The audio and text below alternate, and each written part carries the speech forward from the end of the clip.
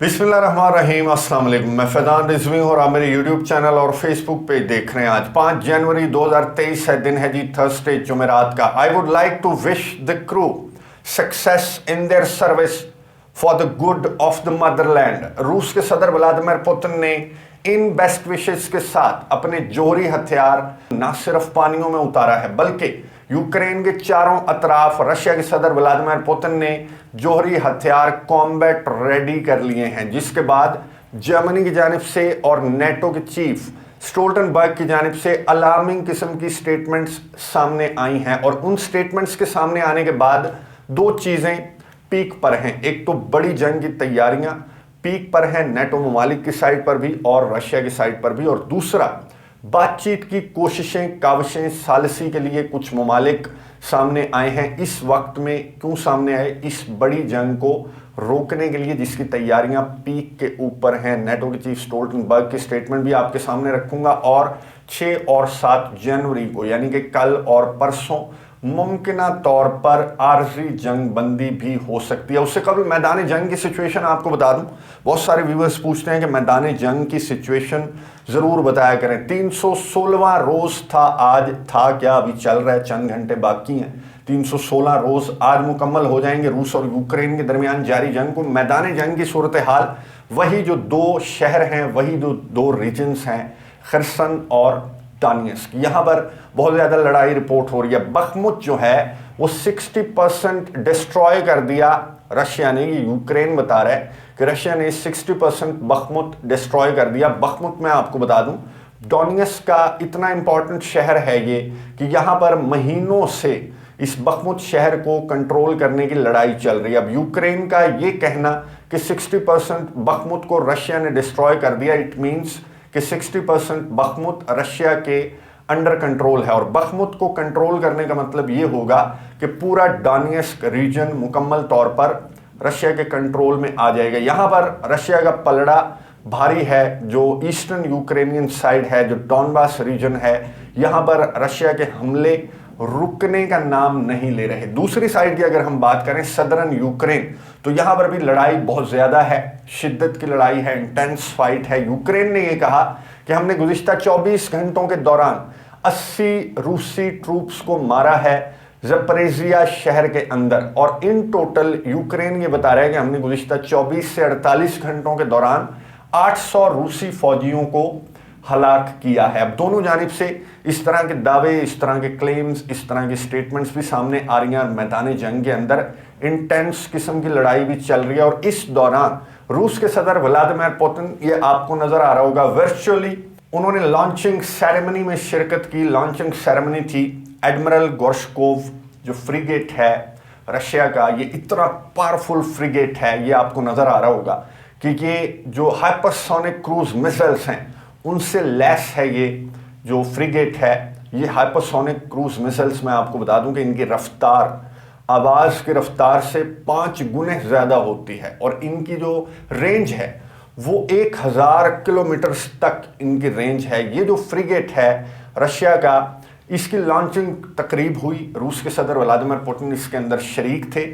और इस मौके पर रूस के सदर व्लादिमीर पुतिन ने ये अल्फाज कहे जो मैंने आपको इंट्रो में बताया कि I would like to wish the crew success in their service for the good of the motherland. It means कि रशिया के सदर व्लादिमीर पुतिन ने ना सिर्फ ये बल्कि दीगर भी मैं आपको बताऊंगा कि रूस के सदर व्लादिमीर पुतिन की तैयारियां क्या हैं। अब ये जो फ्रिगेट है ये अब चक्कर लगाएगा अटलांटिक ओशन, इंडियन ओशन और फिर मेडिटेरेनियन सी, और ये मैसेज देगा वेस्ट को कि we are ready to face you, we are ready to fight with you.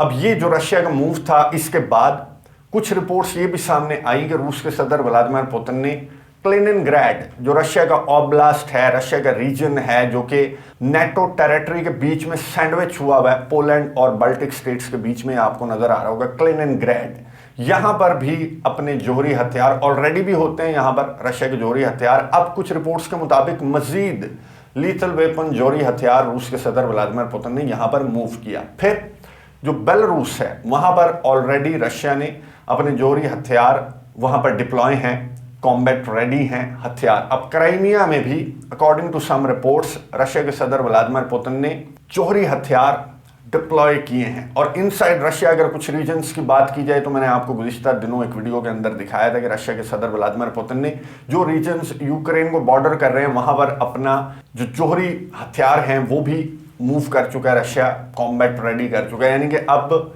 आप देख लें कि क्लिनिनग्राड, बेलारूस, क्राइमिया, रशिया के बॉर्डरिंग जो यूक्रेन के बॉर्डरिंग रशियन रीजन्स हैं वहां पर, यानी कि चारों अतराफ यूक्रेन के, और पानियों के अंदर भी ये जो फ्रीगेट है रशिया का ये भी अब निकल पड़ा इस लॉन्चिंग सेरेमनी के बाद। अब इन तैयारियों को देखते हुए रशिया की, रूस की सदर व्लादिमीर पुतिन की तैयारियों को देखते हुए जर्मनी की फॉरेन मिनिस्टर की स्टेटमेंट सामने आई। जर्मनी के फॉरेन मिनिस्टर ने कहा कि रशिया यूक्रेन को डिस्ट्रॉय करना चाहता है, ठीक उसी तरह जिस तरह से रशिया ने बखमुत का जो शहर है उसे डिस्ट्रॉय किया। अब हम आपको बता रहे हैं कि रशिया पूरे यूक्रेन को लपेट में ले लेगा। ये जर्मनी की जो फॉरेन मिनिस्टर है उनकी स्टेटमेंट सामने आने के बाद इंटरनेशनल मीडिया पर ये स्टेटमेंट बहुत ज़्यादा डिस्कस हो रही है और उसके बाद फिर ऐलानात सामने आने लगे। फ्रांस के सदर इमैनुअल मैक्रोन ने कहा कि मैं लाइट जो व्हीकल्स हैं, आर्मर्ड व्हीकल्स, वो यूक्रेन को पहुंचा रहा हूं। अमेरिका की जानिब से स्टेटमेंट सामने आई कि बहुत जल्द जो पेट्रियट मिसाइल डिफेंस सिस्टम है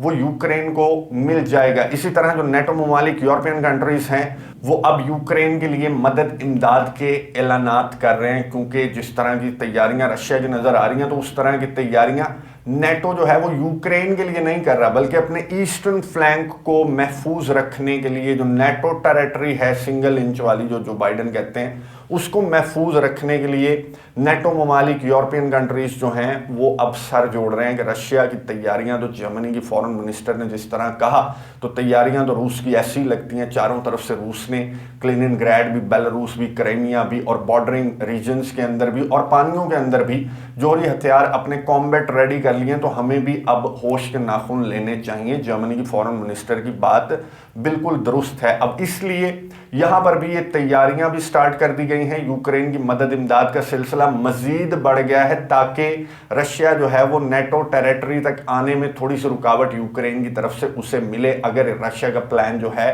वो बड़ा है। तो ये तैयारियां चल पड़ी जर्मनी की फॉरेन मिनिस्टर की स्टेटमेंट के सामने आने के बाद। और यूक्रेन के इंटेलिजेंस चीफ जो कि इंटरव्यू दे रहे थे, ये आपको नजर आ रहा होगा, और ये बहुत ज्यादा गर्दिश कर रहा है ये इंटरव्यू सोशल मीडिया के ऊपर, यूक्रेन के सोशल मीडिया के ऊपर। जो यूक्रेन के इंटेलिजेंस चीफ हैं उन्हें जब इतनी ज़्यादा जो है मदद इमदाद मिल रही है नेटो ममालिक यूरोपियन कंट्रीज़ की जानिब से, और जंग जो है वो शिद्दत इख्तियार कर चुकी है 2023 में, और जिस तरह के नुकसानात गुज़िश्ता चंद दिनों में यूक्रेन ने रशिया के किए तो ये थोड़े से चौड़े हुए हैं। तो इन्होंने किस तरह की स्टेटमेंट दी रूस के सदर व्लादिमीर पुतिन की डेथ के हवाले से, उनकी बीमारी के हवाले से, ये स्टेटमेंट सुनिए, उसके बाद बात करते हैं। Is Putin terminally ill? Of course. He is. Yeah. When, It's still a long period, very long. when do you think he's going to die? I think very fast. Soon, I hope. you hope. If he dies, what does that mean? Does someone take his place? What does that mean a for you? replacement, transfer of power. So Putin's death doesn't necessarily mean the end of this war for you. This war should be ended before he's dying. It will end before he dies. Before. What's he sick with? Cancer? Yeah. He has cancer. We think it's cancer. You think it's cancer. Why do you think he's sick? The answer is very simple. We know it. You know it. You just know it. From We just intelligence. know it. From evidence. From human sources.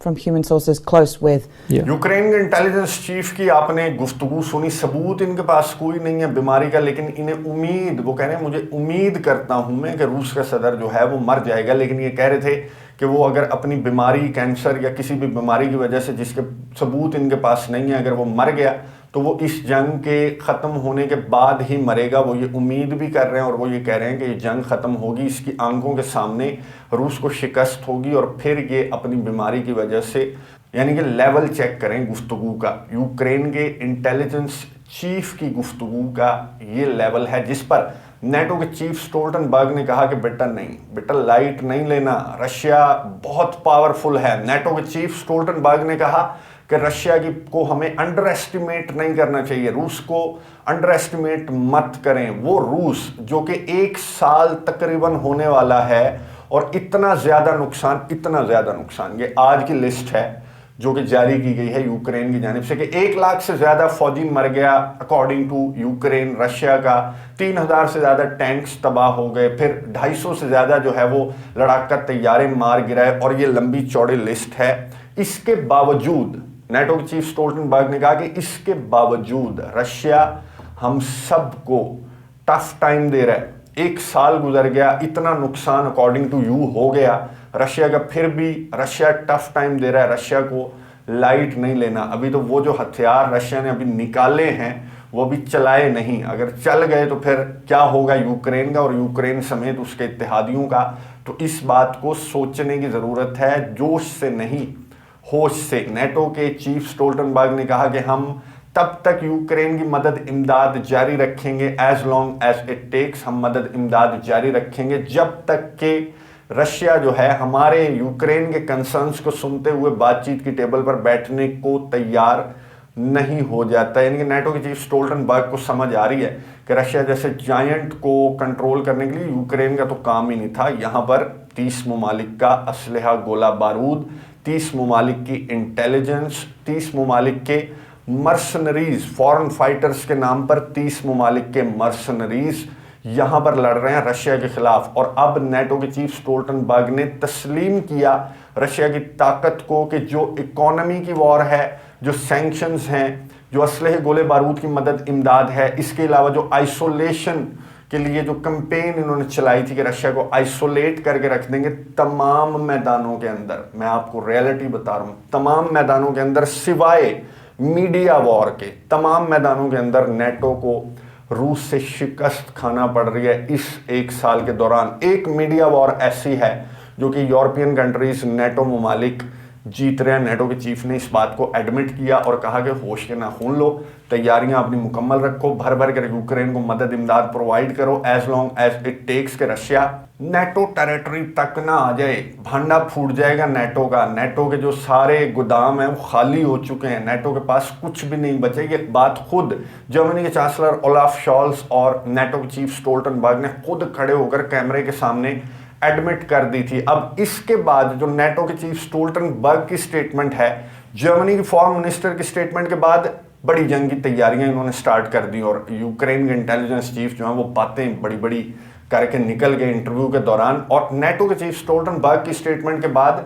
Mediation की, सालिसी की कोशिशें बहुत ज़्यादा तेज़ हो गई। सबसे पहले जो सालिस सामने आया, आपको हंसी आएगी, ये खातून आपको नज़र आ रही है, इटली की नई प्राइम मिनिस्टर हैं। और ये अब नई नहीं है तो कुछ तो इन्होंने इस तरह के इंप्रेसिव इकदाम उठाने हैं कि अवाम इनसे इंप्रेस हो जाए, दुनिया में इनका नाम हो जाए कि इटली आ गया मैदान में। इटली ने मीडिएशन के लिए कुछ, इन्होंने प्राइम मिनिस्टर जो हैं इटली की, इन्होंने कुछ स्टेटमेंट्स जारी की जिस पर मारिया ज़खरोवा जो फॉरेन मिनिस्ट्री की तर्जमान है रशिया की, उन्होंने इन्हें मुंह पर दे मारा जवाब। और मारिया ज़खरोवा ने कहा कि इटली जो है, इटली इज़ नो वन कि वो मीडिएट कर सके इस तनाज़े को। इटली जो है वो मुकम्मल तौर पर बायस्ड है। आप यूक्रेन को मदद इमदाद, गोला बारूद भी प्रोवाइड कर रहे हैं और आप अब अगर आपकी लीडरशिप चेंज हो गई तो इट डजेंट मीन कि इटली पूरा तब्दील हो गया। तो हम इटली की मीडिएशन तो किसी तौर जो है वो रशिया को काबिल कबूल नहीं है। मीडिएशन के लिए कुछ किरदार जो हैं वो मुख्तस होते हैं, जैसे तुर्की के सदर रजब तैयब एर्दोगान हैं,